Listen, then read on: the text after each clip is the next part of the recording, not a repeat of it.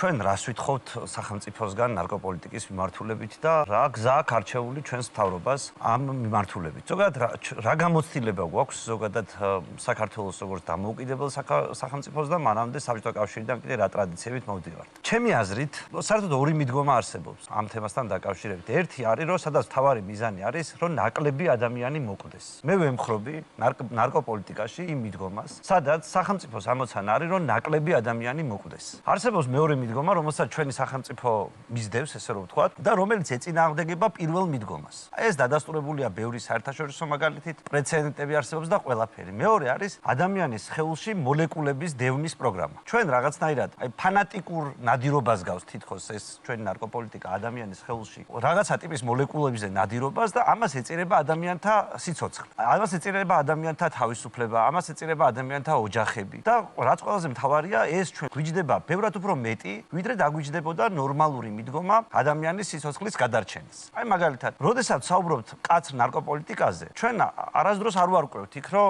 რა დაჯდა ადამიანის ციხეში მოხვედრა ამის გამო. ერთ ადამიანზე თვეში დაახლოებით 2000 ლარს ხარჯავ. რამდენი ადამიანი გარდაიცვალა ამ ნარკოპოლიტიკის შედეგად, თუნდაც იმიტომ, რომ მათ არ აქვთ ხარისხიან პრეპარატებზე ხელმისაწვდომობა, როგორც იქნებოდათ მაგალითად იმ შემთხვევაში, თუ ამას ჩვენ საფთიაქო სფეროში გადავიტანდით და ეს ადამიანები იღუპებიან იმის გამო, რომ ზოგი ვინტზე გადადის, ზოგი იმაზე კრაკადილზე. მე მესმის, რომ წინა მთავრობის გაცხადებული მიზანი იყო ეს. ისინი ამბობდნენ კიდეც, რომ ჩვენი მიზანი არის, რომ ხალხი გადავსვათო უხარისხო ნარკოტიკზეო, რათა მათი რაოდენობა შემცირდესო, ნელ-ნელა კვდებიან ეს ხალხი. დღევანდელი ხელისუფლება ამას პირდაპირ არ იზიარებს, ესე რომ ვთქვათ, მაგრამ ყველაფერს აკეთებს იმისთვის, რომ იგივე მოხდეს. შინაარსობრივად შეიძლება სადღაც თქვას ეს გავამარტივეთ, ის გავამარტივეთ, მაგრამ პოლიტიკის დონეზე, როგორც წინა ხელისუფლებას არ ქონდა გააზრებული ის, რომ კაც ნარკოპოლიტიკას მოყვება ადამიანთა სიკვდილი და ტანჯვა, ბევრი სხვა მიმართულებით. დღევანდელი ხელისუფლება ზუსტად იგივეს აგრძელებს. ანუ მარტივად რომ ვთქვათ, ნულოვანი ტოლერანტობის კანონი მიიღო ნაცებმა, დაგმეს ქართული ოცნების წარმომადგენლება და დღეს აგერ ბატონი მინისტრიც იგივე კანონით მოქმედებს, რაც მიშამ მიიღო 2006 წელს.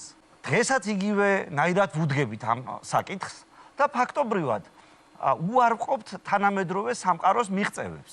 თანამედროვე სამყაროს მიღწევა რა არის?